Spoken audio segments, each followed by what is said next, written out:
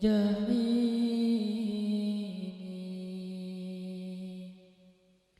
فهب لي توبة واغفر ذنوبي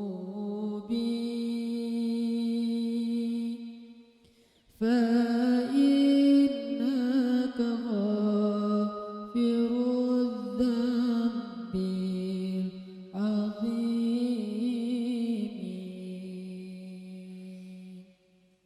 Teman-teman sekalian, bait-bait kasidah itu ditulis dan dirangkai oleh para ulama adalah tentang pengakuan dosa seorang hamba.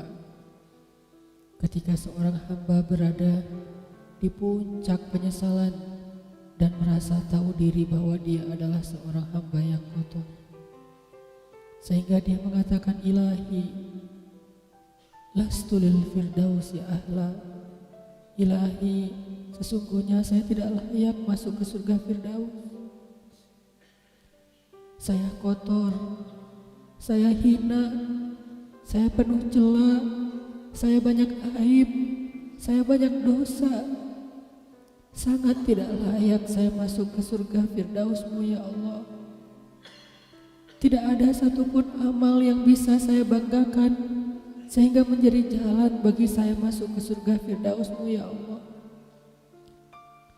Kita harus merasa diri kita rendah di hadapan Allah. Itulah kenapa kita sujud. Dan Allah suka kepada orang yang merendahkan diri di hadapannya. Itulah kenapa Allah suka kepada hamba yang bersujud. Seandainya pintu surga itu terbuka dengan kunci amal solih, saya tidak punya kuncinya ya Allah. Saya beramal solih tetapi belum layak untuk membuka pintu surga. Saya sholat, saya puasa, saya tarawih, saya sedekah, tapi semua itu belum cukup untuk membuka pintu surga karena keterbatasan amal solih saya. Masih banyak kesalahan dalam amal-amal yang saya kerjakan karena saya bodoh ya Allah. Lalu bagaimana nasib saya kelak di akhirat ya Allah? Jika ditimbang-timbang, sungguh kedurhakaan saya lebih sering daripada istighfar saya ya Allah. Saya tidak pantas menjadi penghuni surga ya Allah. Wala aqwa 'alan naril jahimi. Tetapi saya juga tidak akan kuat dengan azab neraka jahim-Mu ya Allah. Karena sesungguhnya tidak ada satupun dari makhluk-Mu yang sanggup merasakan azab neraka. Semuanya takut kepada neraka-Mu ya Allah. Jangankan 1 tahun, jangankan 1 bulan, jangankan 1 hari, sedetik pun tidak akan sanggup ya Allah. Karena saya mendengar sesungguhnya Rasulullah SAW bersabda, azab yang paling ringan bagi penduduk neraka adalah dipakaikan baginya sendal terompah dari api yang membakar kakinya sampai mendidihkan kepalanya. Itulah azab yang paling ringan di neraka untuk orang yang paling ringan berbuat dosa. Bagaimana dengan saya ya Allah? Dosa saya banyak, saya pernah durhaka kepada ibu bapak saya. Itu saja sudah cukup bagi saya mendapatkan azab yang lebih besar di neraka dan saya tidak sanggup ya Allah.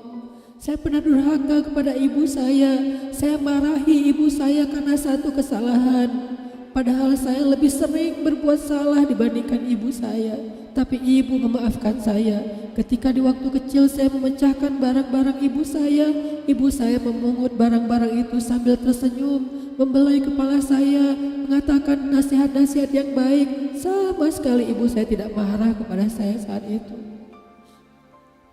Tapi ketika telah dewasa, tidak sengaja ibu saya yang sudah tua renta kadang memecahkan barang saya, merugikan sedikit saja dari harta saya marah seperti setan ya Allah. Saya bentak ibu saya ya Allah, bahkan kadang membuat ibu saya terluka, kaget, takut.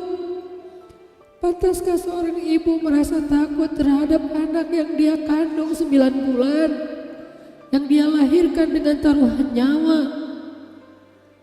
yang dia susui dengan darah dagingnya, yang dia didik, dia jaga, yang dia berjaga di malam hari tidak tertidur demi untuk menjaga anaknya dari seekor gigitan nyamuk.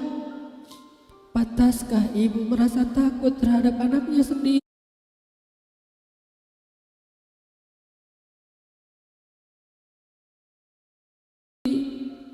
Cukup satu dosa besar saja durhaka kepada ibu membuat saya pantas masuk api neraka. Belum lagi dosa saya kepada ayah. Ketika saya berdebat habis-habisan di hadapan ayah saya, hanya ketika ayah saya menasihati saya dengan satu nasihat sederhana, saya debat ia, seolah-olah wawasan saya lebih banyak, ilmu saya lebih banyak, pergaulan saya lebih luas, pendidikan saya lebih tinggi. Padahal semua itu saya dapatkan hasil dari perjuangan dan pengorbanannya. Ketika keduanya sudah menjadi tua dan lemah, kadang keduanya rindu kepada saya, ya Allah. Mereka memberi kami pesan, ya Allah. Mereka bertanya, bagaimana kabarmu anakku? Tapi kami tidak peka. Hati kami tertutup dengan ego dan sombong. Kami tidak bisa membaca teks itu dari perasaan mereka. Kami hanya membaca teks mereka dan tidak segera membalasnya. Kami anggap teks dari orang tua kami tidak penting, masih bisa ditunda untuk dijawab nanti sore. Padahal mereka sedang kangen, sedang rindu kepada kami, ya Allah. Mereka tidak mengatakan kami rindu kepadamu wahai anakku, karena mereka tahu kalimat itu akan mengganggu kami. Kalimat itu akan menjadikan hari kami tidak lagi mudah. Kalimat itu akan merusak konsentrasi kami dalam bekerja. Kalimat itu akan menghalangi banyak urusan kami, sehingga mereka menahan diri. Mereka hanya bertanya apa kabar kami. Lalu kapan kami berbakti kepada mereka, ya Allah? Sampai seusia ini kami masih merepotkan mereka, ya Allah. Kapan kami akan berbakti kepada mereka?